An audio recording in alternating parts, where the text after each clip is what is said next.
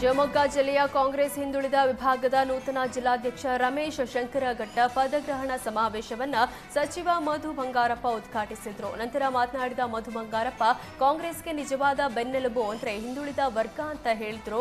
ಪಕ್ಷ ಬಿಟ್ಟು ಹೋಗಿರುವ ಹಿಂದುಳಿದ ವರ್ಗದವರನ್ನ ಪುನಃ ಪಕ್ಷಕ್ಕೆ ಕರೆತರುವ ಕೆಲಸ ಆಗಬೇಕಿದೆ.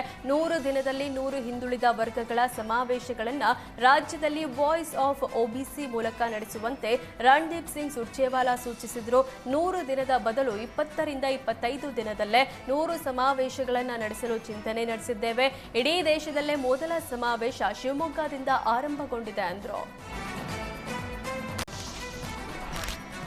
ಗದಗ ತಾಲೂಕಿನ ಶಿರುಂಜ ಗ್ರಾಮದ ಜಮೀನಿನಲ್ಲಿ ಅಂತರ್ಜಲ ಮಟ್ಟ ಹೆಚ್ಚಾಗಿದೆ. ಕಪ್ಪದ ಗುಡ್ಡದ ನೀರು ಹರಿದು ಜಮೀನುಗಳೆಲ್ಲ ಕೆರೆಗಳಂತಾಗಿವೆ. ಜಮೀನುಗಳಲ್ಲಿ ನೀರು ತುಂಬಿಕೊಂಡು ರೈತರ ಅಪಾರ ಪ್ರಮಾಣದ ಬೆಳೆಗಳು ಹಾನಿಗೊಳಗಾಗಿವೆ. ಕಟಾವಿನ ಹಂತದಲ್ಲಿದ್ದ ಬೆಳೆಗಳ ಹಾನಿಯಿಂದ ರೈತರು ಕಂಗಾಲಾಗಿದ್ದಾರೆ. ಸಮಸ್ಯೆಯಾದರೂ ಸ್ಥಳಕ್ಕೆ ಬಾರದ ಅಧಿಕಾರಿಗಳ ವಿರುದ್ಧ ರೈತರು ಹಿಡಿಶಾಪ ಹಾಕಿದ್ದು, ಹಾಳಾದ ಬೆಳೆಗಳಿಗೆ ಸೂಕ್ತ ಪರಿಹಾರ ನೀಡುವಂತೆ ರೈತರು ಆಗ್ರಹಿಸಿದ್ದಾರೆ. ಯಾದಗಿರಿ ಜಿಲ್ಲೆಯಲ್ಲಿ ವರುಣನ ಅಬ್ಬರ ಹೆಚ್ಚಾಗಿದ್ದು, ಕಳೆದ 2 ದಿನಗಳಿಂದ ಮಳೆಯಿಂದ ಗ್ರಾಮ ಜಲ ದಿಗ್ಬಂಧನವಾದಂತಾಗಿದೆ.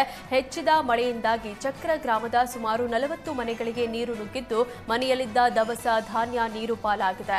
ಮನೆಯಿಂದ ಮಳೆ ನೀರು ಹೊರಹಾಕಲು ಗ್ರಾಮಸ್ಥರು ಹರಸಾಹಸ ಪಡುವಂತಾಯಿತು.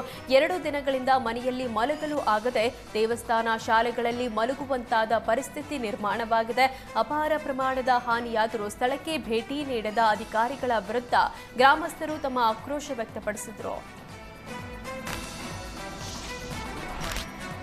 ಬೆಂಗಳೂರಿನ ಪಣತ್ತೂರು ರಸ್ತೆ ಬದಿ ಬಲಿಗಾಗಿ ಮೋರಿ ಬಾಯಿ ತೆರೆದಿದೆ. ಇಲ್ಲಿ ಮೋರಿ ಯಾವುದು, ರಸ್ತೆ ಯಾವುದು ಅಂತ ಗೊತ್ತಾಗದೆ ಸವಾರರು ಪರದಾಡುವಂತಾಗಿದೆ. ಇದೇ ಶುಕ್ರವಾರ ಸ್ಕೂಲ್ ಬಸ್ ಒಂದು ಮೋರಿಗೆ ವಾಲಿತ್ತು. ಸ್ಕೂಲ್ ಬಸ್ ವಾಲಿದ್ದ ವಿಡಿಯೋ ಸಾಕಷ್ಟು ವೈರಲ್ ಆಗಿತ್ತು.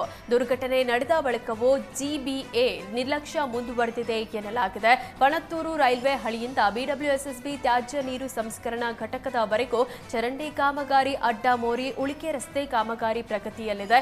ಆದರೆ ಕಾಮಗಾರಿ ವೇಳೆ ಯಾವುದೇ ಮುನ್ನೆಚ್ಚರಿಕಾ ಫಲಕ ಅಳವಡಿಸಿಲ್ಲ, ಬ್ಯಾರಿಕೇಡ್, ಸೇಫ್ಟಿ ಟೇಪ್ ಅಳವಡಿಸಿಲ್ಲ ಅಂತ ಸ್ಥಳೀಯರು ಆಕ್ರೋಶ ಹೊರಹಾಕ್ತಿದ್ದಾರೆ.